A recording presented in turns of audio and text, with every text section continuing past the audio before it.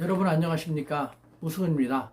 네, 오늘은 그 구독자 여러분들 중에서 시진핑 중국 주석이 왜 장기 독재하려고 하느냐, 왜 권력 기반을 그렇게까지 강화해서 영구집권을 하려고 하느냐, 역사의 수레바퀴를 뒤로 돌리려고 하느냐 라는 거에 대해서 궁금하다고 어떻게 되는 것인지 여쭤봤습니다. 또 그런 질문이 있었는데 대단히 중요하다고 생각해서 오늘은 겸사겸사 그러면은 한중일 삼국 비교, 한중일 지도자 비교라는 측면에서 하도록 하겠습니다. 먼저 일본의 아베 수상에 대해서는요, 그 한중일 지도자 비교, 아베 일반적이지 않은 일본인이라는 타이틀로 2019년 7월 13일, 2019년 7월 13일에 동영상을 게시했기 때문에 그걸 보시면 됩니다. 오늘은 중국 시진핑 주석과 그 이전의 전임 주석들을 간단하게 알아보도록 하겠습니다. 먼저 아날로그가 나옵니다. 짜잔! 간단히 중국 사람들인 이 역대 최고 지도자들을 어떻게 생각하는지 간단히 말씀드리도록 하겠습니다. 앞으로 더 조금씩 반복해 나올 테니까요. 먼저 마오쩌둥, 모택동에 대해서는 건국의 아버지라고 부르고 있죠. 그것은 역사적인 팩트입니다. 1949년 모택동이 분열된 이전의 중국을 하나의 신중국으로서 건국했기 때문에 건국의 아버지고, 이 양반에 대해서는 부정적인 평가도 있죠.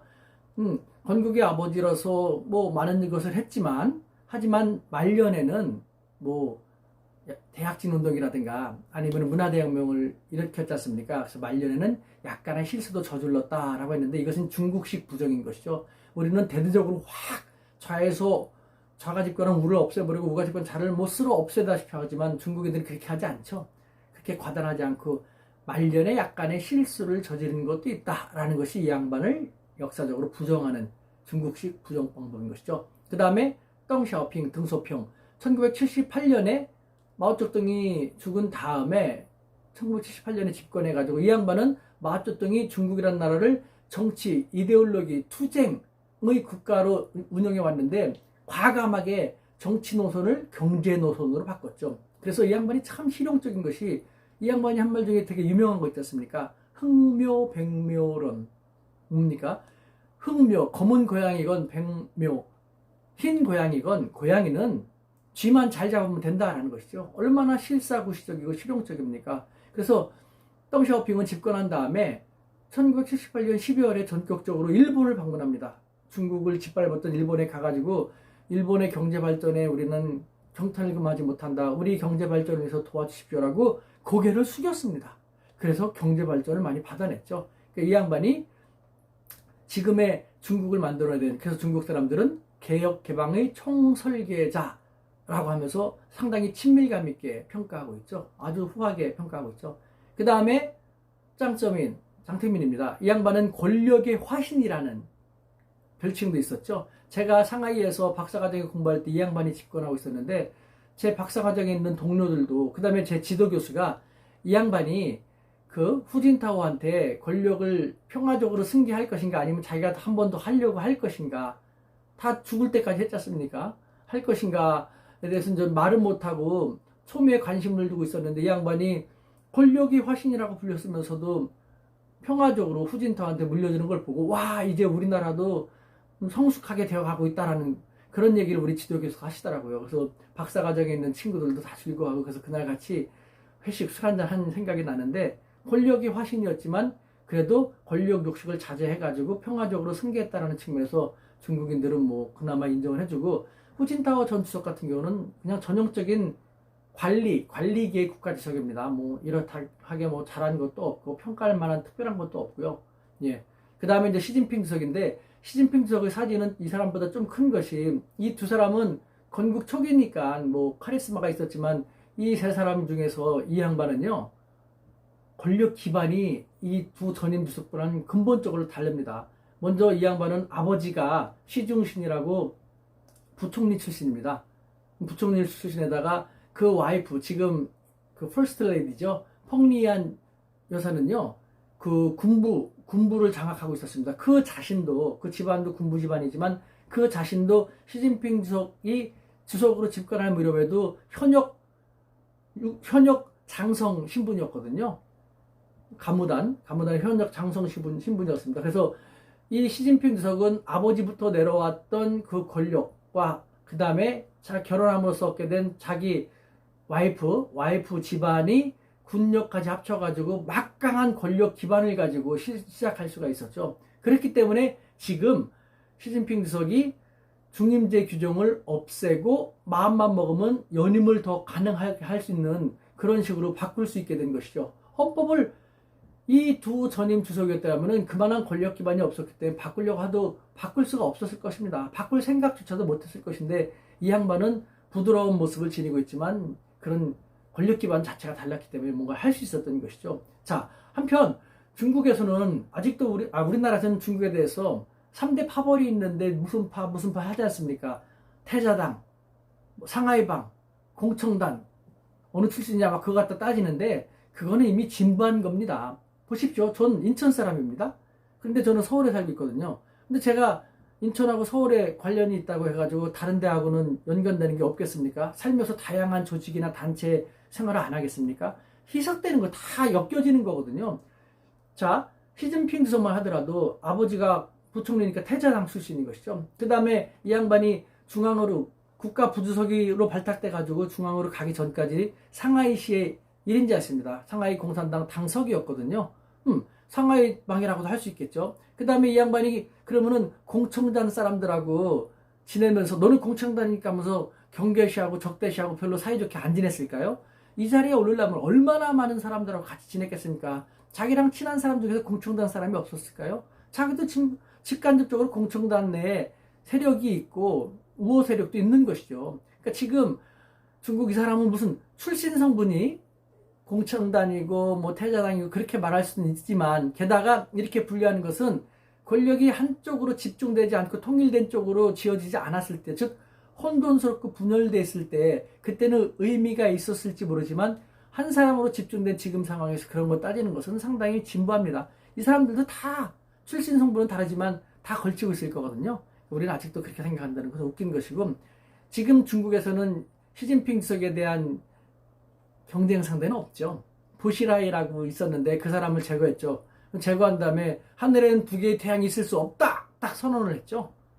그 다음부터는 중국에서는요, 시진핑 주석에 대해서 그 2014년 정도부터입니다. 시진핑 주석에 대해서 중국말로요, 띠아오짠 뿌커, 티아오짠 뿌커 라고 했습니다. 우리말로 하면 도전 불가, 티아오짠 뿌커, 도전 불가한 권력을 갖고 있는 사람. 그때서부터 권력 기반을 계속 강화해갖고 지금처럼 중임제 규정을 폐지할 수 있었던 것이죠. 자, 그렇다면은 시진핑 주석이 왜 중임제 규정을 폐지해갖고 국제사회로부터 장기 독재로 가려고 한다, 역사의 시계를 뒤로 돌리려고 한다라는 자기들의 입장에서는 말도 안 되는 오해다라고 말하는 그런 소리를 들을 만한 빌미를 제공했을까요? 지금부터 시진핑 시대가 지니고 있는 가장 심각한 문제에 대해서 한번 들어가 보도록 하겠습니다. 짜잔. 자, 시진핑 주석은요, 집권 후 다양한 정책적인 공약을 제시했습니다만 그 중에서 한 번도 빠지지 않고 매년 가장 강조하는 것이 있습니다. 뭐냐? 개혁심화라는 겁니다. 여러분들, 이 단어를 우리가 잘 음미해 볼 필요가 있는데요. 개혁이라는 것은 뭔가를 바꿀 것이 있다는 것이죠. 심화라는 건요, 뭔가를 했는데 그거 갖다 부족하니까 더 강력하게 더 집중적으로 한다는 것이죠. 즉 중국은 2013년 시진핑 주석이 국가주석으로 집권할 때부터 많은 문제가 있어서 그것을 해결하지 않으면 더 심각하게 될 것이다라는 위기를 갖고 시작하게 됐던 것이죠. 그래서 개혁 심화를 쭉 했던 것이고, 그럼 왜 그렇게 됐을까요? 전임 장쩌민 주석이라든가 후진타오 주석은요, 경제 성장 일변도로 달려왔기 때문에 그런 겁니다. 음이 있으면 암이 있는 것이죠. 어둠이 있으면은 밝음이 있는 것이죠. 경제 성장을 쭉 해오면서 조금씩 잘 살게 되긴 했습니다만 얼마나 빠르게 성장했지 않습니까? 그런데 그 부작용도 적지 않았던 것이죠. 후진타오 주석이라든가 장쩌민 주석 같은 경우는 그 부작용도 해결하기 위해서 돌아보면서 성장 속도도 조절하면서 했어야 되는데 그것도 골치 아프고 쉽지 않으니까, 또 그만한 권력 기반도 있지 않으니까요, 그냥 뒤로 다 무르고 은근슬쩍 덮어두고 앞으로 향해 경제성장 이런 식으로 달려온 것이죠. 그것이 시진핑 국가주석에 들어서면서 계속해서 경제성장만 부르짖다 보면은 중국이란 나라가 어떻게 될지 모른다라는 절체절명의 위기 속에 놓여 있다는 것을 알게 됐던 것이죠. 더욱이 아주 더 무서운 것은 중국의 역사가들에 의하면요, 중국의 한 왕조가 지속된 것은 평균 약 70년 정도 갔다고 합니다. 이것도 나중에 다시 말씀드리겠습니다만, 평균 70년밖에 하나의 왕조가 지속되지 못했다라는 역사의 교훈을 지금의 중국의 지도자들은 알고 있는 것이죠. 근데 지금 중국은 1949년에 건국이 되었고, 지금 2019년입니다. 70년이거든요. 시진핑 주석이 집권할 때 2013년 무렵에 이미 다양한 문제가 많아가지고 해결하기 위해서 손을 쓰지 않으면 안 되는데, 그걸 하지 않고 계속 누적되어 오다 보니까 지금으로서는 경제 성장 속도를 늦추고 분배에도 신경을 써야겠다. 즉, 양적 성장에서 질적 성장으로 가지 않으면 안 되는, 하고 싶어도 그렇게 하지 않으면 안 되는, 하기 쉽지 않아도 그렇게 하지 않으면 안 되는 상황 속에 놓여있던 것이죠. 그래서 이런 말도 있지 않습니까? 사공이 많으면 배가 산으로 간다라는. 본래 시진핑 주석이 일기 때만 하더라도 중국의 최고 지도자는 9명이 있었지 않습니까? 중국 중앙정치국 상무위원, 중국공산당 중앙정치국 상무위원이라고 하는데 9명이 있었어요.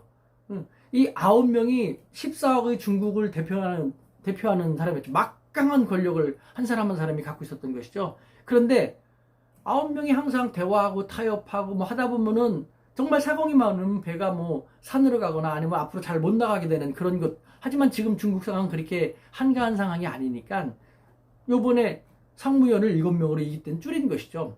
줄이면서도 어떻게 될지 모르니까 상무위원들끼리 다 대화하고 타협을 했던 것이겠죠. 그러니까 지금 상황에서는 한 사람에게 권력을 몰아줘야겠다. 안 그러면은 중국이라는 나라 자체가 분가하게 되고 분열되게 되면은 자기들이 갖고 있는 기득권조차도 다 날리게 된다. 기득권은커녕 자기들이 살아남을지도 불확실한 그런 상태가 될 수도 있다. 해가지고 시진핑 주석에게 권력을 몰아준 것이죠. 물론 그만큼 시진핑 주석은 권력 기반이 강하니까 만약에 협조하지 않으면 어떤 식으로 으름장을 놓을 수도 있었겠죠. 다양한 요소에 의해서 외부에서 바라볼 때는 중국의 심각한 국내적인 다양한 문제점 때문에 그렇게 가지 않으면 안 되는 그런 상황을 잘 모르는 상태에서는 독재 기반을 강화하네 뭐하네 영구집권을 하려고 역사의 수레바퀴라는 식으로 비난할 수 있는 것이죠. 하지만 역지사지가 중요합니다. 그렇지가 않아요. 중국인들도요 14억이나 있습니다. 다 머리 나쁜 사람만 있고 이상한 사람만 있고 양아치 깡패 같은 사람만 있을까요? 그렇지 않거든요. 머리 좋은 사람도 있고 현명한 사람도 있고 불을 못 참는 사람들도 있습니다. 그리고 얼마나 음모라든가 술수 공작에 능한 사람들 중국인들입니까? 그럼에도 불구하고 한 사람한테 힘을 딱 몰아줬다는 것은요, 그것보다 더 쉽지 않은 심각한 것이 있기 때문에 어쩔 수 없이 하지 않으면 안 됐다라는 그런 절박함도 있었다는 것이죠. 대신 시진핑 주석은 권력을 자기한테 획기적으로 가져왔습니다. 많은 부담을 지게 된 것이죠. 만약에 내가 문제를 제대로 해결하지 못하면은 자기에게 권력을 몰아준 자기의 견제 세력들이 되겠죠. 아니면 마지못해 준 사람들 있을 테니까 자기의 저항 세력도 있고 반대 세력, 강경파 그런 사람들한테 언제 어떻게 무슨 봉변을 당하고 비난받으면서 어떻게 될지 모르는 거거든요. 그러니까 칼자루를 쥐긴 했습니다만 제대로 칼자루를 흔들어 갖고 실적을 내지 않으면 안 되는 것이죠. 그런데 상황은 점점 더 안 좋아지는 것이죠. 보십시오. 문제가 되게 많아갖고 한 사람한테 힘을 몰아줬는데 과거에는 없었던 문제가 계속 속출되지 않습니까? 환경 문제. 과거에는 심각하지 않은데 지금은 환경 문제가 가장 심각한 문제로 대두됐거든요. 그 다음에 국내 문제뿐만 아니라 미중 무역 분쟁. 물론 불씨가 이전부터 쌓여왔습니다만 과거에는 이렇게까지 미국하고 대립할 줄 몰랐는데 이런 문제도 생겼지 않습니까? 그 외에 다양한 문제가 계속 속출하고 있어요. 그러니까 시진핑 주석은 강하게 나가지 않으면 안 되는 것이고 또 결실을 내지 않으면은 언제 자기가 어떻게 될지 모르는 좌불안석의 상태 속에 계속 놓여 있는 것이죠. 여러분, 사드도 마찬가지입니다. 사드는요, 중국의 입장에서는 한국이 먼저 중국을 때린 거지 않습니까?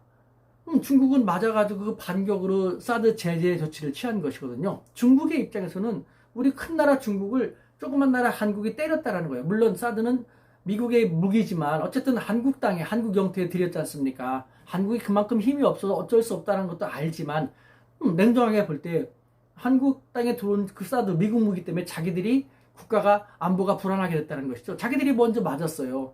그런데 한국은 자기들이 먼저 때린 것은 얘기하진 않고 중국한테 사과해라. 그래야지 한중 관계가 좋아진다. 너네를 못 믿겠다면서 계속 비난만 하고 있는 그런 형국입니다. 중국의 입장에서 바라볼 때는요. 그런데 사드 때문에 한국하고의 관계를 개선하지 않으면 한국이 미국 쪽으로 더 많이 가게 되고 하게 되면 자기들한테 더 불리하지 않습니까? 그러니까 한국을 품어 안아야 돼요. 사드가 있지만 그래도 한국에게 다가가지 않으면 안 되는 것이 시진핑 주석의 아주 중요한 과제 중에 하나고, 그렇기 때문에 사드 문제를 형식적으로도 언급은 해야겠죠. 중국 국내 그런 사람들을 생각해서라도 사드 문제를 원만하게 한국이 잘 해결했으면 좋겠다. 슬쩍 넘어가고 그 다음에 그 전향적인 단계로 나가는 것, 나가지 않으면 안 되는 것이 시진핑 주석이 사드에 관련된 생각인데, 우리는 시진핑 주석이 국내를 생각해서 사드를 언급했다라는 그런 것은 생각하지 않고 아직도 사드 언급했네. 치사하게 큰 나라가 조그만 나라한테 경제 제대로 실시하면서 말이야 반성하지 않고 저런 놈들 어떻게 믿고 저런 놈들하고 우리가 어떻게 좋은 관계를 맺을 수 있어, 이렇게 비난만 하니까 시진핑 주석의 입장에는 참 딜레마인 것이죠. 그렇다고 전혀 언급하지 않으면 뒤에서 무슨 봉변을 맞을지 모르지 않습니까? 사드 문제도 우리는 역지사지할 필요가 있다는 것이죠. 이처럼 시진핑 주석은 엄청난 권력을 지게 되었습니다만 그만큼 부담도 크다라는 것이죠. 저는 이런 중국을요, 한마디로 얘기한다면요, 첩첩산중이라고 표현할 겁니다. 여유가 없습니다. 가야 할 길이 너무도 멀고도 험합니다. 경제 성장을 하면 할수록 다양한 문제가 계속해서 불거집니다. 하나하나가 해결하기 쉽지 않은 난제입니다. 이 중국만의 대국병, 이것에 대해서도 나중에 심층적으로 다시 한번 분석해서 말씀드리겠습니다만, 어찌됐건 여러분, 이 험난한 형국 시진핑 국가주석이 과연 얼마나 잘 헤쳐나갈지 한번 재밌게 지켜볼 필요가 있지 않을까요? 그 속에서 우리는 이 힘들고 아파하는 중국을 슬기롭게 스마트하게 잘 활용하면서 윈윈을 주도할 필요도 있다고 생각합니다. 자, 오늘은 이것으로 마치도록 하겠습니다. 감사합니다.